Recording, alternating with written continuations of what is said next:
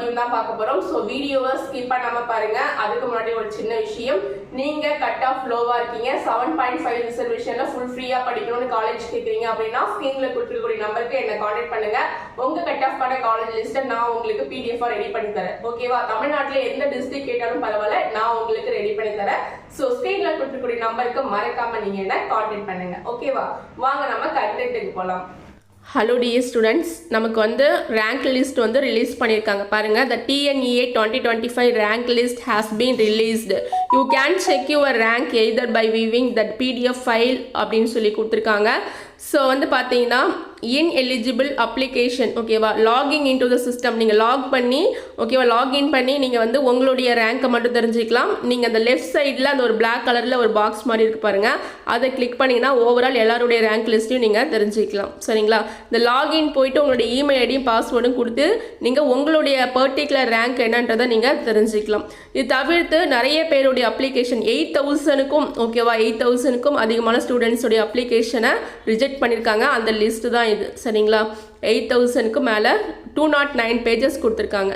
இதை நீங்கள் ineligible application list 2025 மேலே இருக்கு இல்லையா, அதை கிளிக் பண்ணிங்கன்னா இந்த லிஸ்ட் எல்லாமே வரும் உங்களுக்கு. ஓகேவா? ஸோ அடுத்தது வந்து பார்த்தீங்கன்னா உங்களுக்கு 2025 டென்டேட்டிவ் ஷெடியூல் வந்து கொடுத்துருக்காங்க. இது வந்து டென்டேட்டிவ் ஷெடியூல்னு சொல்லியிருக்காங்க. ஆனால் இதுதான் வந்து கன்ஃபார்மான ஒரு ஷெடியூலாக இருக்க முடியும்.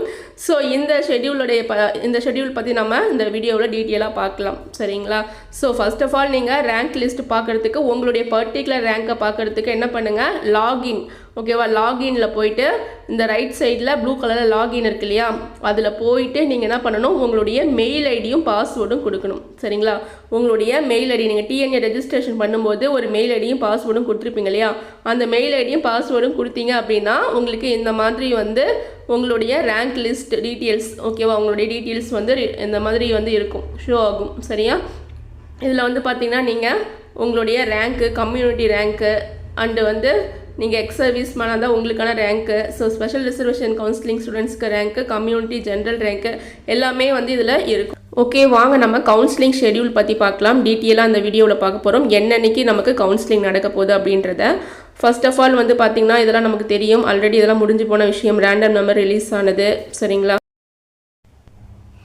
ஸோ இதில் வந்து பார்த்தீங்கன்னா உங்களுக்கு counselling for government 7.5 special reservation counselling இருக்கு இல்லையா, இதில் ஸ்பெஷல் ரிசர்வேஷன் கவுன்சிலிங், அதாவது differently abled, ex service men, sports கோட்டாவில் இருக்கவங்க, இவங்களுக்குலாம் எப்போ வந்து கவுன்சிலிங் ஸ்டார்ட் பண்ணுறாங்கன்னு பார்த்தீங்கன்னா, ஓகேவா, இவங்களுக்குலாம் வந்து பார்த்தீங்கன்னா ஜூலை 7ஆம் தேதியிலிருந்து ஜூலை 8ஆம் தேதிக்குள்ளே கவுன்சிலிங் முடியுது. ஓகேவா? ஜூலை 7ஆம் தேதி கவுன்சிலிங் ஸ்டார்ட் ஆகி ஜூலை 8ஆம் தேதியே முடியுது. ஒரே ஒரு நாள் தான் கவுன்சிலிங், 7 to 8. ஓகேவா? ஸோ 7ஆம் தேதி ஸ்டார்ட் ஆகுது, 8ஆம் தேதி கவுன்சிலிங் முடியுது. யாருக்குன்னா ஸ்பெஷல் ரிசர்வேஷனில் கவர்மெண்ட் ஸ்கூல் படித்த பிள்ளைங்களுக்கு, 7.5ல் இருக்கிறவங்களுக்கு, அதாவது differently abled, ex service men, sports quota. ஓகேவா? இவங்களுக்கு எப்போ ஸ்டார்ட் ஆகுது, ஜூலை 7ஆம் தேதி கவுன்சிலிங் ஸ்டார்ட் ஆகுது. அடுத்தது ஜூலை 8ஆம் தேதி கவுன்சிலிங் முடியுது. அடுத்தது ஸ்பெஷல் ரிசர்வேஷனில் ஜென்ரல் கவுன்சிலிங்கில் இருக்கவங்களுக்கு ஜூலை 9ஆம் தேதி ஸ்டார்ட் ஆகி ஜூலை 11ஆம் தேதி கவுன்சிலிங் முடியுது. ஓகேவா? ஸ்பெஷல் ரிசர்வேஷனில் ஜென்ரலில் இருக்கவங்களுக்கு ஜூலை 9ஆம் தேதி கவுன்சிலிங் ஸ்டார்ட் ஆகி ஜூலை 11ஆம் தேதி முடியுது.